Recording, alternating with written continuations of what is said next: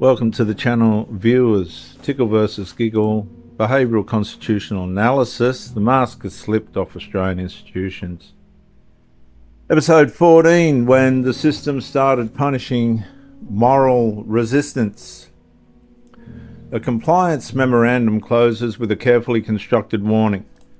Failure to align with institutional expectations may constitute behavioural misconduct. The sentence appears administrative, but the moral information underneath it is now becoming unmistakable. The institution is no longer merely abolishing divine accountability. It is beginning to punish those who still appeal to it. That is the escalation beneath Tickle versus Giggle. The issue is no longer only institutional self-enthronement.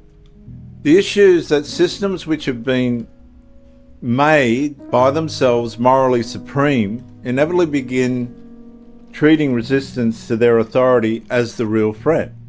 And that is how decline matures. Not simply through immorality becoming tolerated, but through moral resistance itself becoming reframed as dangerous. A woman defending God-ordained privacy protections is no longer treated as someone appealing to created dignity or identity. She's increasingly becoming treated as an obstacle to institutional ideology. And that's not legit. Her boundaries become exclusionary, her convictions become harmful, her refusal becomes misconduct, and that inversion reveals everything. Because once systems detached from God and begin punishing moral resistance, the institution no longer functions as a protector of justice. It begins functioning as an enforcer of ideological conformity, as in the case of Tickle versus Giggle. Yeah. And that's why constitutional collapse often appears compassionate while becoming coercive underneath.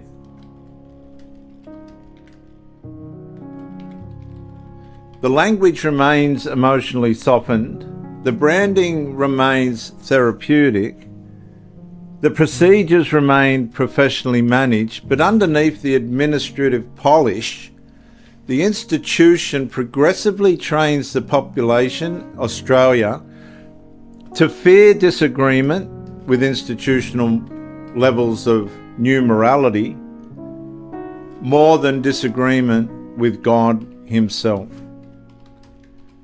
And that is the spiritual displacement.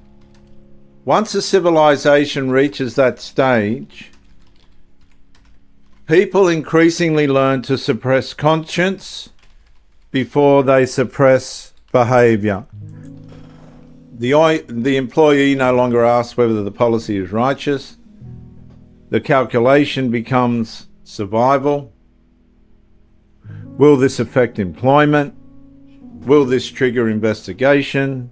Will resistance become professionally dangerous? And that fear matters because populations governed through anticipatory punishment, as in the case of Tickle versus Giggle, gradually internalize institutional authority as the highest practical moral reality in everyday life, and that's not true. Over time, the institution no longer needs constant enforcement because people begin policing themselves automatically through fear. Speech narrows, silence expands, conviction retreats inward. And the system calls the resulting obedience social harmony. But harmony built upon suppressed conscience is not peace. It is managed fear wearing therapeutic language. And the deeper tragedy, viewers, is that the institution still presents itself as compassionate, while increasingly forcing ordinary people, e.g. Sal Grover, to choose between social safety and moral fidelity. And that's why the female privacy question continues exposing something far larger than privacy itself.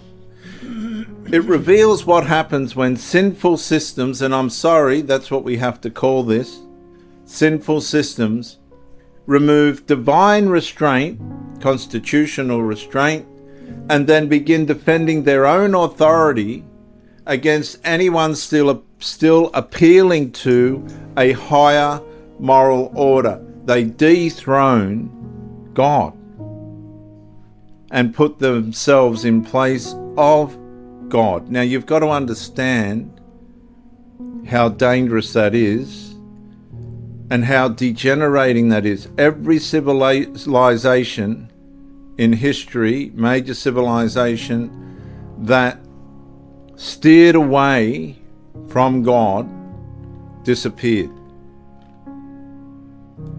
Because power without God cannot tolerate permanent limits forever.